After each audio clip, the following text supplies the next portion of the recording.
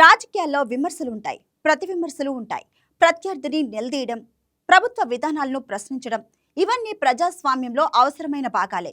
కానీ ఒక మంత్రి పాలనను విమర్శించలేక ఆమె ధరించే దుస్తులను, శారీరక రూపాన్ని హేళన చేయడం ఇది రాజకీయమా? కాదు. ఇది సంస్కారహీనత. ఇది మహిళలను అవమానించడం. ఇది ఒక మాజీ మంత్రి నోటి నుంచి వచ్చినప్పుడు ఆ పార్టీ మొత్తం సంస్కారం ఏ స్థాయిలో ఉందో అర్థమవుతుంది.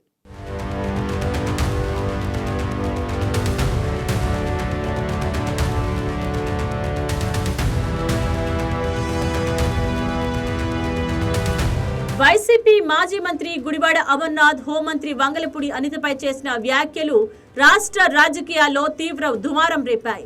ఆమె పరిపాలన గురించి మాట్లాడకుండా, ఆమె విధానాలను విమర్శించకుండా కిలోల కొద్దీ మేకప్ వేసుకుంటుంది, మేకప్ మంత్రి అంటూ ఆమె కట్టు బొట్టు శారీరక రూపురేఖలను హేళన చేశారు అమర్నాథ్. ఈ వ్యాఖ్యలు వ్యక్తిగత అభిరుచి లేదా సాధారణ రాజకీయ వ్యంగ్యంగా కొట్టిపారేయడానికి వీల్లేదు.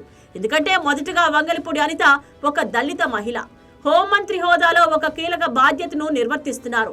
రెండోది, గుడివాడ అమర్నాథ్ ఒక మాజీ మంత్రి. ఆయన మాటలు వ్యక్తిగత అభిప్రాయంగా మాత్రమే అర్థం కావు. అవి ఆ పార్టీ సంస్కారాన్ని, ఆ నాయకత్వ లక్షణాన్ని ప్రతిఫలిస్తాయి. మూడోది, ఈ వ్యాఖ్యలను తాడేపల్లి సోషల్ మీడియా విభాగాలు సమర్థిస్తూ తిరగేశాయని వినిపిస్తుంది. అంటే ఇది ఒక నాయకుడి తప్పు మాత్రమే కాదు, పార్టీ స్థాయిలో ఆమోదించిన వ్యవహార శైలి.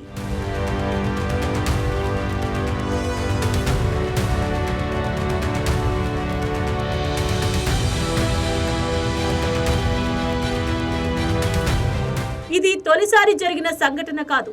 వైసీపీ పాలనలో మహిళలపై అమర్యాద, అది కూడా శాసనసభ సాక్షిగా జరిగింది. సీఎం చంద్రబాబు సతీమణి నారా భువనేశ్వరిని లక్ష్యంగా చేసుకుని వైసీపీ మంత్రులు, ఎమ్మెల్యేలు అసెంబ్లీ లోపల అత్యంత అసభ్యకరమైన వ్యాఖ్యలు చేశారు. నారా భువనేశ్వరి రాజకీయాలతో దూరంగా ఉన్న వ్యక్తి. సామాజిక సేవ కార్యక్రమాలలో నిరంతరం నిమగ్నమయ్యే ఆమెను అధికారం చేతిలో ఉన్నప్పుడు పాలకులే టార్గెట్ చేశారు. ఆ సంఘటనలతో చంద్రబాబు నాయుడు స్వయంగా మీడియా ముందు కన్నీరు పెట్టుకోవాల్సిన పరిస్థితి వచ్చింది. ఒక దేశంలో సీనియర్ మోస్ట్ రాజకీయ నేత తన సతీమణికి జరిగిన అవమానానికి బహిరంగంగా కన్నీళ్లు పెట్టుకోవడం ఆ రాజ్యంలో మహిళలు ఎంత అభద్రంగా ఉన్నారో చెప్పకనే చెప్పింది. ఆ దుర్ఘటన రాష్ట్ర చరిత్రలో మచ్చగా మిగిలిపోయింది.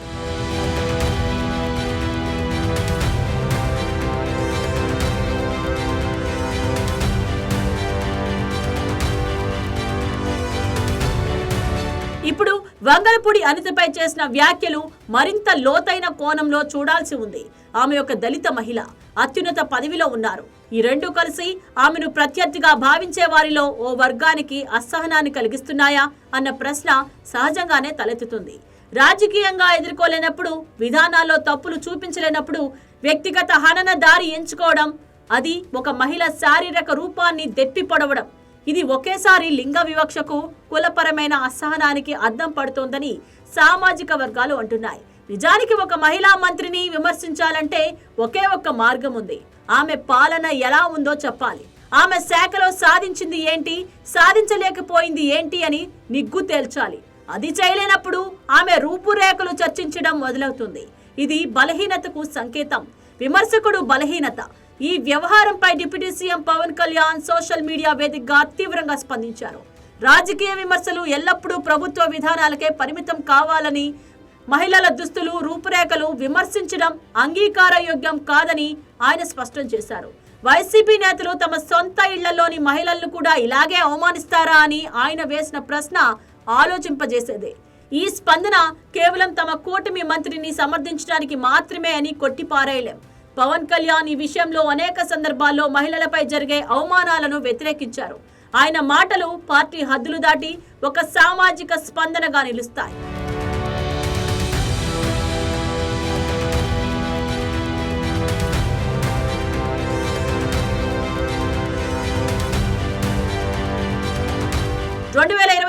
ఎన్నికల్లో వైసీపీకి చరిత్రలో ఎప్పుడూ లేనంత ఘోర పరాజయం వచ్చింది. విపక్ష హోదా కూడా దక్కకుండా ప్రజలు తిరస్కరించారు. ఇంత పెద్ద ఓటమి తర్వాత ఏ పార్టీ అయినా ఆత్మ పరిశీలన చేసుకుంటుంది.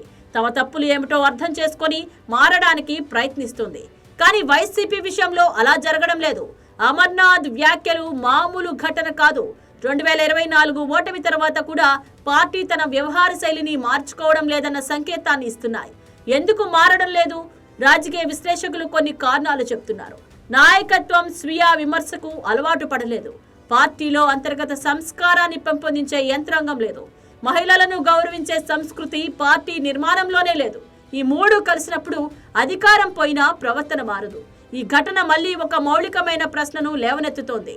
రాజకీయ రంగంలో మహిళలు అత్యున్నత పదవులకు ఎదిగినప్పుడు వారు ఎదుర్కొనే విమర్శ ఏ రకంగా ఉంటుంది? ఆమె నిర్ణయాలపై, ఆమె పాలనపై విమర్శిస్తున్నారా, లేదా ఆమె రూపురేఖలపై, వ్యక్తిగతంపై దాడి చేస్తున్నారా? ఇది కేవలం ఆంధ్రప్రదేశ్ సమస్య కాదు. దేశంలో అనేక రాష్ట్రాల్లో మహిళా నేతలు ఇలాంటి అవమానాలు ఎదుర్కొంటున్నారు. కానీ అది జరిగిన ప్రతిసారి సమాజం నిశ్శబ్దంగా ఉండకూడదు.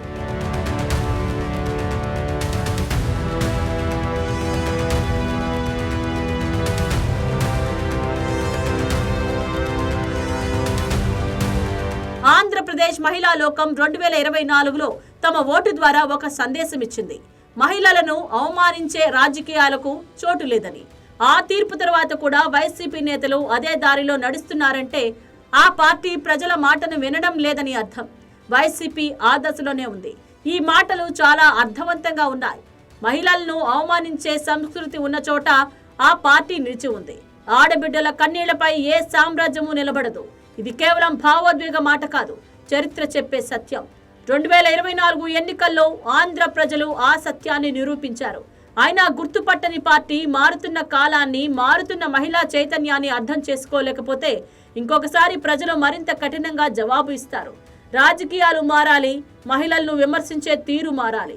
పాలనను ప్రశ్నించాలంటే విధానాలను ప్రశ్నించడం నేర్చుకోవాలి. వ్యక్తిత్వ హననం అది ఎవరిపై జరిగినా అది రాజకీయం కాదు, అది ముమ్మాటికి కుసంస్కారమే.